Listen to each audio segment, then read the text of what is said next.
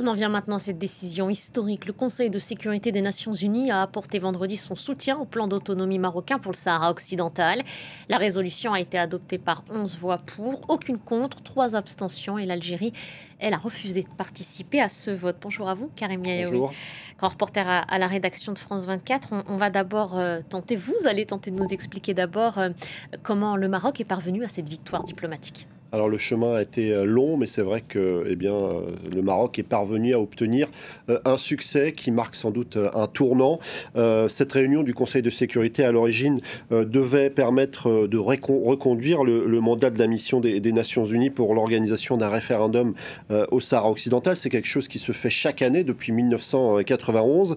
Mais cette année, le Maroc a senti qu'elle avait suffisamment de soutien pour aller plus loin, et notamment avec un certain nombre de pays qui siègent au sein du Conseil de sécurité. On peut citer par exemple la France ou la Grande-Bretagne. Finalement, on est dans la concrétisation d'une dynamique qui est favorable au Maroc depuis un moment, depuis déjà la fin du premier mandat de Donald Trump, lorsque le Maroc avait obtenu un soutien de poids.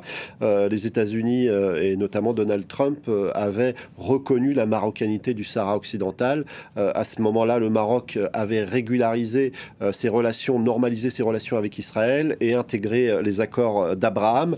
Depuis, d'autres pays ont emboîté le pas aux États-Unis. On peut citer l'Espagne, et on se souvient d'une volte-face tout de même étonnante à l'époque. En tout cas, beaucoup de médias l'avaient largement évoqué comme un retournement de situation déjà majeur. L'Allemagne, la France, le Royaume-Uni, entre autres. Et donc, cette résolution du Conseil de sécurité est favorable à l'idée d'un plan qui se baserait sur ce qui a été proposé par le roi du Maroc en 2007 à l'ONU. Alors, le texte initial rédigé par les États-Unis était encore plus favorable au Maroc, mais la résistance notamment algérienne qui n'a pas participé au vote, mais aussi la volonté de désamorcer un éventuel veto des Russes et peut-être des Chinois, ce qui était beaucoup moins probable, a poussé un peu la diplomatie américaine à jouer un peu sur les mots et à édulcorer le texte. On parle évidemment d'autonomie sous en quelque sorte la responsabilité du Maroc, mais on utilise le conditionnel. On explique que cette autonomie pourrait représenter la solution la plus praticable, et plusieurs références au droit à la détermination ont été ajoutées à ce texte. Et puis les Américains ont consenti aussi que cette mission de l'ONU, qui est là théoriquement pour accompagner en cas de référendum, reste encore un an, alors que les Américains prévoyaient plutôt 3 mois. On sait l'animosité qu'a Donald Trump pour les agences onusiennes. Et quant aux Algériens qui n'ont donc pas participé à ce vote, Karim, comment ont-ils réagi ? Ils ont toujours la même posture, la même quasiment que depuis une cinquantaine d'années.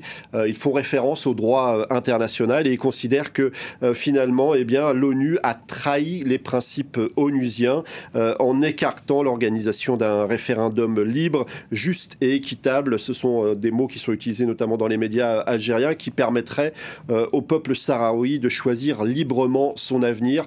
La position algérienne n'a jamais changé. Ce qui a changé, c'est que de moins en moins de pays soutenaient cette posture, qui était une posture parfois d'équilibre. On peut parler de l'Espagne ou de la France, qui ont toujours joué un jeu d'équilibriste sans véritablement soutenir une partie ou l'autre. Mais c'est vrai qu'on a le sentiment que là, il y a véritablement un tournant. Ce qui est aussi notable, c'est que du côté du Front Polisario, qui contrôle à peu près 20% de ce Sahara occidental, alors que le Maroc administre déjà 80%, on a laissé la porte ouverte à ce plan d'autonomie marocain, mais en y ajoutant la nécessité d'organiser un référendum. Alors, pourquoi le Sahara occidental, en tout cas le Front Polisario, adoucit un peu sa posture? Sans doute parce qu'il a eu l'aval d'Alger pour le faire, et que peut-être du côté de l'Algérie, on sent que la position est de plus en plus difficile à tenir, et aussi parce que on a eu les menaces américaines, notamment de Donald Trump, qui promettait d'inscrire sur la liste des organisations terroristes, le Front Polisario. Alors on est dans une situation où finalement on a le sentiment qu'on n'a pas réglé un conflit, qui est là depuis 50 ans, et en même temps, un certain nombre de choses ont été mises en place, et donc on est dans une contradiction. On voit par exemple que la Cour de justice de l'Union européenne, en octobre 2024, explique que le principe d'autodétermination doit rester au cœur de cette problématique. L'importance également, je cite, du consentement du peuple sahraoui. Donc on considère du côté de la Cour de justice de l'Union européenne qu'il y a bel et bien un peuple sahraoui. Et en même temps,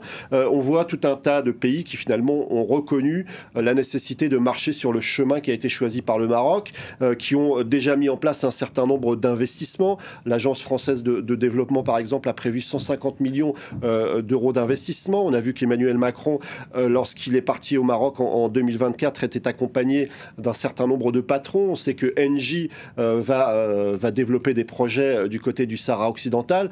Et donc, on a le sentiment que le problème n'est pas réglé, mais qu'un certain nombre de pays ont déjà avancé, comme si, finalement, ce n'était que secondaire et que les investissements étaient plus importants, finalement, que le statut juridique de cette région. Alors, le problème n'est pas réglé et pourtant, l'émissaire américain Steve Witkoff, Karim, promet de régler le conflit. Il ne parle pas de conflit, d'ailleurs, il parle d'un accord de paix entre l'Algérie et le Maroc en 60 jours. 60 jours pour régler cette situation extrêmement tendue. Il parle d'accord de paix. Les Algériens ont immédiatement rétorqué que l'Algérie et le Maroc n'étaient nullement en guerre. Ils ont aussi souligné qu'on met régulièrement en avant cette question du Sahara occidental comme l'épine qui rend les relations complexes entre les deux pays. Mais les Algériens expliquent qu'avant 1994, eh bien, les relations entre les deux pays étaient plutôt apaisées. D'ailleurs, le Sahara occidental était déjà quelque chose d'extrêmement compliqué, mais ça n'avait pas empêché les deux pays d'avoir des relations.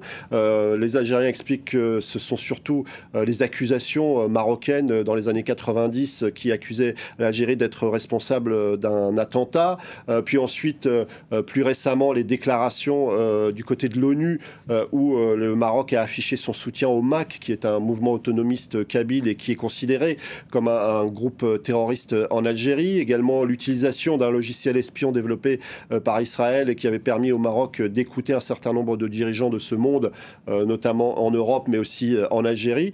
Et donc, finalement, les Algériens écartent l'idée que le Sahara occidental serait finalement ce qui empêcherait le rétablissement des relations entre les deux pays. Mais clairement, l'Algérie est aujourd'hui sous la pression américaine.